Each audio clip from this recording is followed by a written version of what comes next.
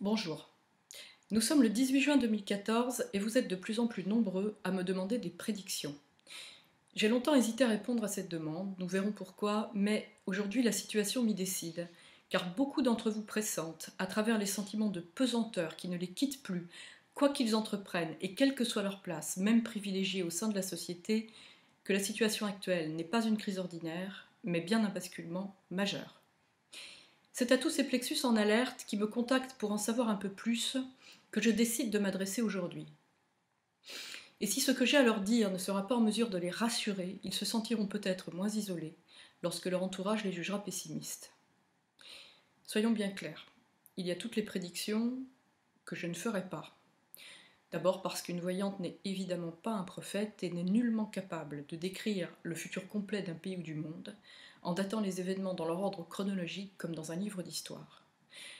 Ensuite, parce que depuis plus de 20 ans maintenant, je n'accepte jamais de participer aux prédictions habituelles de voyance qui contribuent, par leur caractère divertissant, à l'opération de précipitation générale destinée à nous éloigner des problèmes essentiels qui maintenant nous menacent. Il y a 10 ans maintenant, à l'occasion du tournage d'un documentaire, j'ai eu l'immense honneur d'être reçu à Dharamsala par l'oracle de sa sainteté le Dalai Lama, et j'ai découvert comment d'autres cultures intégraient les paroles des oracles à des prises de décision collectives. Hélas, s'il n'est un secret pour personne que les politiques consultent à titre personnel des voyants, aucun d'entre eux aujourd'hui, même s'ils pourraient peut-être avouer en privé que le scénario qui va suivre est plausible, ne serait en mesure de prendre la moindre décision pour l'éviter, puisque tous sont devenus les obligés d'intérêts financiers supérieurs, indifférents au sort du plus grand nombre. C'est cette tradition tibétaine qui inspire ma démarche et me pousse à livrer à ceux qui se questionnent ce que les hommes d'État, à la différence du Dalai Lama, ne peuvent ou ne veulent plus savoir, mais qui concerne pourtant la vie de tous. Il y a un quart de siècle maintenant, en 1992, dans une interview destinée à un journal féminin, j'avais accepté de parler de l'évolution du monde en me basant sur mes ressentis et quelques flashs persistants sur l'avenir de la planète. Le cadre de cet article était de comparer mes visions avec les analyses d'Alvin Toffler, un des futurologues américains les plus célèbres de notre temps, à travers un match amical. J'avais donc confié à Hélène Marguerite du journal Marie-Claire des visions qui m'étonnaient moi-même, sans savoir qu'elle décrirait les attentats du 11 septembre, 10 années plus tard. L'histoire a, depuis, confirmé l'essentiel des évolutions mondiales que j'avais pressenties. En 1994, dans mon livre Filles des étoiles, j'avais également évoqué une explosion gigantesque dans le ciel de New York, faisant de nombreux morts, et décrit d'autres scènes catastrophiques touchant cette fois la France, vision qui n'avait pas manqué d'amuser, puisque nous étions en 1994 et que rien ne laissait présager la situation dans laquelle serait la France aujourd'hui. Or, si ces événements ne se sont pas encore produits en France, je sens que nous entrons maintenant dans le cycle qui permettrait leur avènement. Soyons clairs, le but de ce communiqué n'est pas de répandre la panique, mais d'inviter chacun à s'organiser progressivement, en ayant le temps nécessaire pour privilégier certains choix plutôt que d'autres, ou, pour ceux qui y aspirent vraiment, de programmer sereinement des virages à 180 degrés. Il n'est pas question de s'affoler ou de baisser les bras, juste d'élargir l'horizon de ces possibles. Vous l'avez compris, je ne fais pas partie de ceux qui croient que l'homme trouvera toujours une solution aux problèmes écologiques qu'il engendre, ni qu'un âge d'or soit déjà en train de se préparer, avec la pensée positive comme seule arme pour repousser les radiations nucléaires de Fukushima et du Japon, qui, si mes rêves, ou plutôt mes cauchemars, devaient s'avérer prémonitoires, devraient plonger Tokyo dans un immense chaos. Il m'est hélas impossible de dater précisément les visions qui vont suivre, comme n'importe quelle autre vision d'ailleurs. Les spécialistes de la parapsychologie savent que les flashs de voyance, s'ils peuvent avoir une précision chirurgicale, sont comme les morceaux d'un puzzle ou d'un rébus dont la cohérence générale ne se dévoile hélas clairement qu'a posteriori.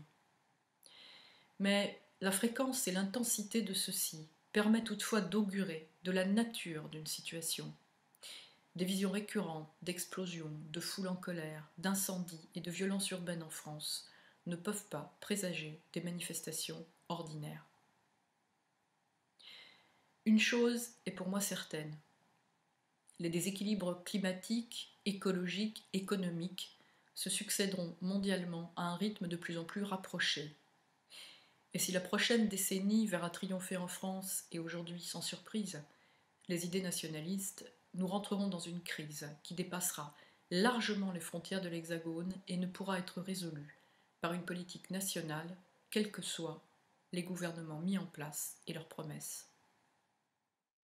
En France, dans la décennie à venir, un État tout-puissant avec sa dette irremboursable s'arrogera le droit de puiser dans les biens des particuliers, restreindra les libertés individuelles, pratiquera une censure de plus en plus grande, y compris sur Internet, tout en se montrant incapable d'endiguer durablement un chômage croissant ni les problèmes sociaux qui en seront la conséquence.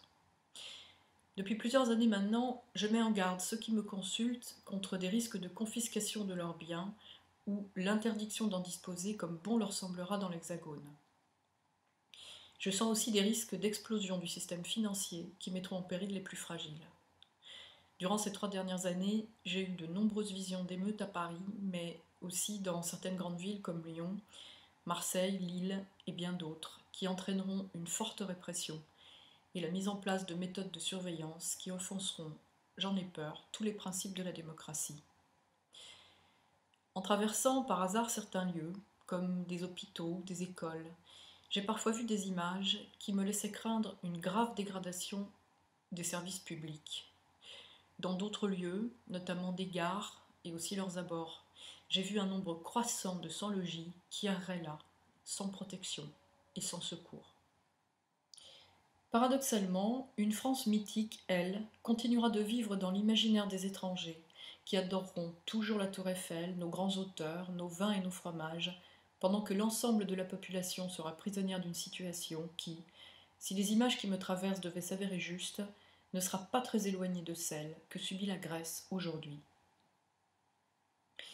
Nombreux sont déjà ceux et celles qui, à des postes à responsabilité, pressentent ce déclin inéluctable et devront peut-être, pour la première fois de leur vie, réagir et se désolidariser d'un système qui détruit les océans, déforeste l'Amazonie, précarise les classes moyennes des pays les plus développés et affame les populations des pays les plus pauvres.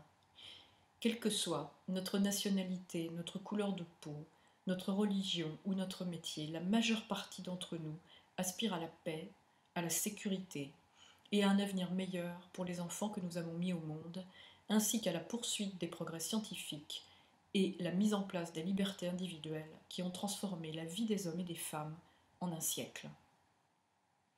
Hélas, il semble que des gouvernances irresponsables en aient décidé autrement. Dans les décennies à venir, la désobéissance ne sera plus, comme autrefois, le fait de quelques-uns, mais le gage de notre survie à tous. Non, il n'y aura ni reprise économique, ni retour en arrière au temps des Trente Glorieuses, ni réparation de l'ascenseur social, mais la nécessité d'accepter que le monde d'avant se déconstruise définitivement.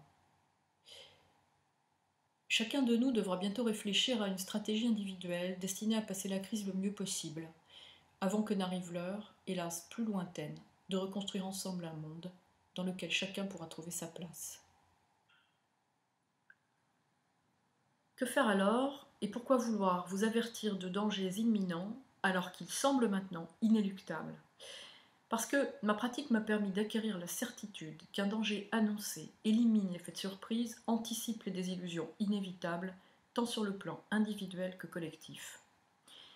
Si mon métier m'a donné l'occasion de pouvoir avertir ceux et celles qui me consultent, j'ai considéré aujourd'hui que ces informations qui me traversaient appartenaient au fond à tous. Nous avons chacun, dans nos vies personnelles, des ressources, des savoir-faire, des trésors d'ingéniosité, de volonté et de résilience qu'il va nous falloir bientôt convoquer. Je n'ai hélas bien sûr aucune recette miracle applicable à chacun, tant les situations personnelles diffèrent. Certains comme moi choisiront de quitter la France, d'autres sauront s'adapter et s'engager sur des chemins qui leur permettront également de passer le cap sans difficulté majeure. Mais certaines pratiques de prévoyance, elles, seront valables pour tous. Le moment est venu d'imaginer sans affolement, et avec un peu de temps encore pour y réfléchir, un monde dans lequel il sera bon d'avoir, par sécurité, sur le toit de son immeuble ou dans son jardin, un carré de terre dans lequel faire pousser de quoi se nourrir, ou mieux encore, un lieu hors de la ville, pour s'abriter et se chauffer en toute autonomie, en réinventant des savoir-faire domestiques simples, pour ne pas se laisser surprendre par la vague. Mais ce changement de société apportera aussi son lot de transformations positives, comme des découvertes en matière d'énergie, d'habitat, une généralisation du développement personnel et de ses apports, l'intégration des médecines traditionnelles, l'avènement de nouveaux liens sociaux comme antidote à la barbarie. Pour ceux qui l'auront préparé, vivre autrement sera parfois vivre mieux.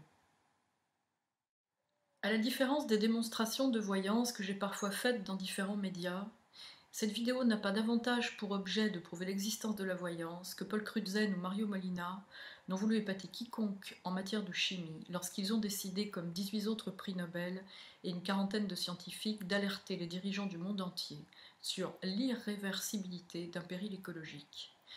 C'était durant le Symposium du développement durable, qui se tenait à Stockholm en mai 2011. Il semble que leur conseil pour éviter le pire n'ait toujours pas, 4 ans plus tard, été pris au sérieux par les gouvernants du monde entier. De nombreux autres experts scientifiques, hélas, ne peuvent pas s'exprimer sans représailles. Comme la pratique qui est la mienne depuis maintenant 27 années ne s'enseigne pas à l'université, et n'est au service d'aucun lobby en particulier, j'ai, pour ma part, le privilège de ne devoir rendre de compte qu'à ma conscience. Je souhaite à chacun d'entre vous de pouvoir accueillir cette vidéo comme l'opportunité de faire confiance à leur petite voix intérieure, si mes visions devaient résonner avec elles le jour où elles leur souffleraient la même chose à l'oreille. Je demande par avance à ceux qu'elle pourra offenser de m'en excuser. Merci de votre écoute.